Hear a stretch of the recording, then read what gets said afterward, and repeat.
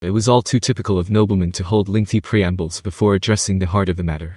They would first beat around the bush with each other to probe what information others held and how deep that understanding was. Once they were convinced of having the upper hand, they would show their true colors. This was how they operated. And following this exact playbook, Johann had managed to dominate the scene. As you are all aware, the Eastern Empire, the Eastern Sovereign Alliance of the Nazca Namria Momiria Empire's military units have moved out recently. According to reports by the merchants coming out of the area, they have been actively conducting military drills. Johann's words calmed the hull down immediately. Hinata knew about this as well. Dwarven King Gazel, his nation shared a border with the Empire, also knew about this. They probably were learning about the Empire's movement via the dealing of healing potions and equipment. The Dwarven Kingdom was a neutral nation. King Gazel must have kept silent in order to maintain their neutrality. In addition, Rimuru would obviously know this as well. The proof was the technology he showcased during the nation's founding festival. Rimuru was playing dumb and said that this was just a result of their liberal research, but that was not the case in reality. It was probably a threat to King Gazel. It may be a stretch to call it a threat, but Rimuru was implying that the Tempest Federation was now the one producing all of the healing potions. They should not be underestimated. He knew of the Empire's movement, in spite of King Gazel hiding the truth away. So Rimuru wanted to restrain him as well. Just how far has he foreseen? All I can say is that you are impressive. These were Hinata's thoughts. Unbeknownst to Rimuru, she had spectacularly misunderstood him. Hinata caught wind of this information long ago, but for most counselors gathered here, this was shocking news. Everyone was waiting for Johann to continue, having experienced such shock. They wanted to gather sufficient information so that they could plan and protect their nations. It may be the case for large nations with military reserves, but for smaller nations that couldn't spare the expense to train an army, they didn't have a large army. Hiring mercenaries during wartime was not uncommon, but if all of the nations were to begin stockpiling their war effort at the same time, there wouldn't be enough soldiers to go around. Everyone, please calm down. The Empire won't strike anytime soon. We need to discuss this calmly and strategize, Johann announced. Hinata's guess was spot on. Now we are finally getting to the meat of it. Then, what do you suggest we do? One of the counselors asked, followed by many. Strategize. What good plans do we have even? Pharmus is gone now. Even if we were to place a defensive line, us small nations wouldn't be able to hold our ground. Calm down. The reason why the Empire has held back all this time was entirely thanks to that beast lurking within the Great Jura Forest. It may be a different case if it were sealed again. Thank God for its resurrection. Wait, hold on. Are we going to rely on that evil dragon now? That's why you all have to stay calm. Hasn't Voldor been tamed by the Demon Lord, by His Majesty Rimuru? Surely, His Majesty Rimuru would want to join the council. And with that being the case, the answer should be settled. The one who shouted this was Count Gavin. With Gavin's support, Johann kept on speaking.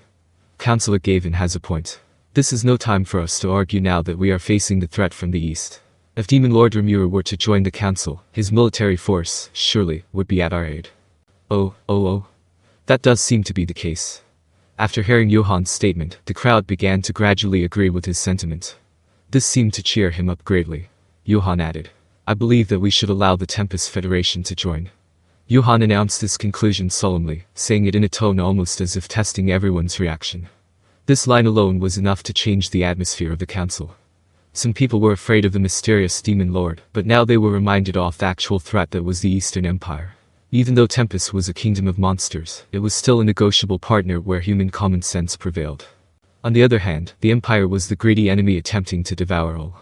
It was because they were all humans that the people foresaw the inevitable failure and fate of being vassalized were they to fight against the Empire. The ruling class would all be killed. That's most likely what awaited them.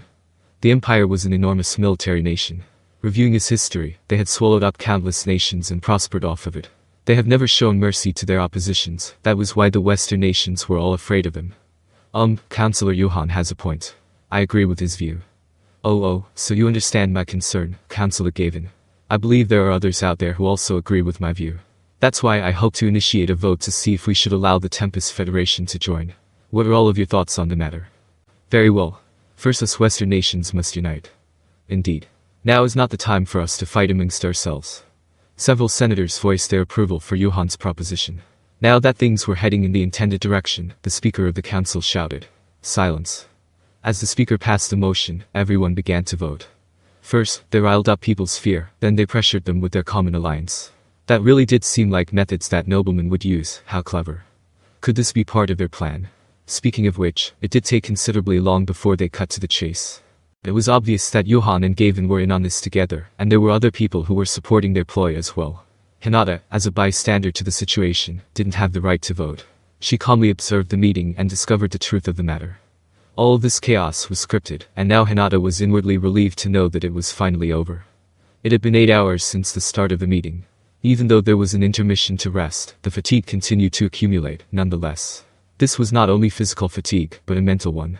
That was why Hinata was tormented throughout the process. Speaking of which, they asked a bunch of boring questions. They could have just asked us to monitor Demon Lord Rimuru directly to keep him in check. At the end of the day, that was the reason why Hinata was summoned in the first place.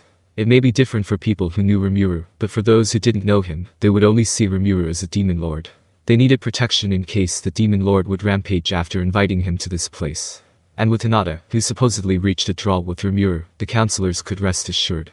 It was simply the nobles' way of dealing, to intentionally complicate things. Much like how the Empire was seemingly stirring, but their intention was simply to generate fear. Perhaps they were really preparing something, but the act alone was purely demonstrative. After all, in order to invade the Western nations, the Empire would first need to overcome a number of obstacles. A few of them were the Great Jura Forest and the armed nation of Dwargen. It might have been a different case had the Tempest Federation not allied with Dwargen, but considering the current circumstances, even the Empire would not dare to make a move without making proper preparations. They should have at least tried to prepare before Rimuru could become a Demon Lord.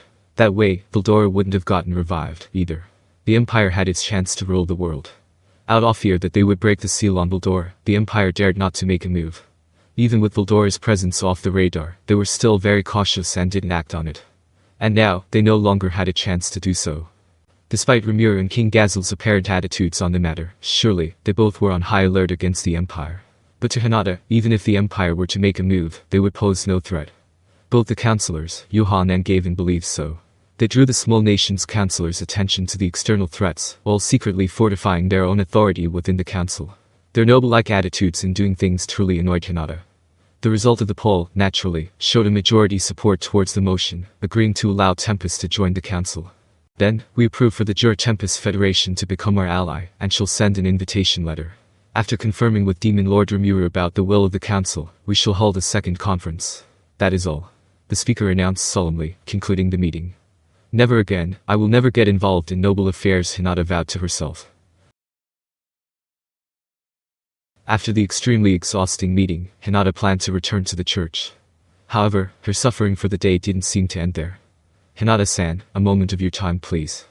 Hinata was stopped by someone. A man surrounded by around 10 bodyguards. He looked rather young, had clean-cut blonde hair and a bright smile. An extraordinarily handsome man, but not to Hinata's taste. Her patience was already exhausted by the 8 hours of misery she had endured. She just wanted to go back. Since Hinata had no interest in this man at all, his smile was pointless to her. With that being said, this man's standing was a problem. The headquarters of the council were set in the kingdom of Ingratia, and he was the first prince of Ingratia, Elric. Being rude to him would probably lead to a diplomatic incident. Therefore, from Hinata's perspective, she couldn't simply ignore him. What is it? Did you need me for something?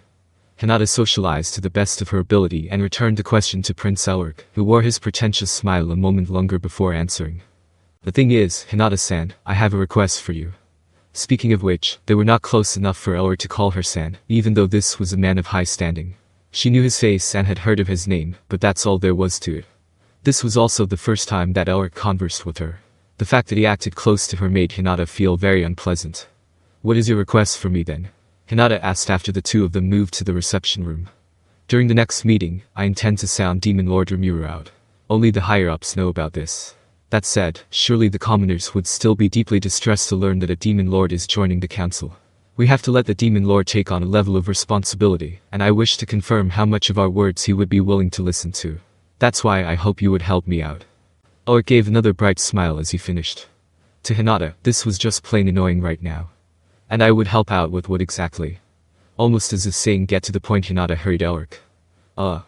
Elric was expecting her to show more willingness to help, yet Hinata's lack of interest was certainly unexpected.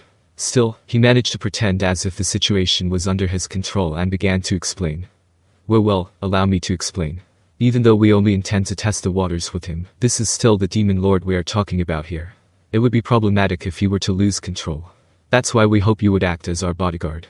As the first prince, people had always bowed to his demands. This was something natural to Elric. He knew he was very handsome as well, so he thought that no woman in this world would reject his request. Elric had no doubt that Hinata would also agree. It was only natural for her to be Elric's bodyguard and stand by his side to observe as the matter transpired. But all Hinata felt was confusion.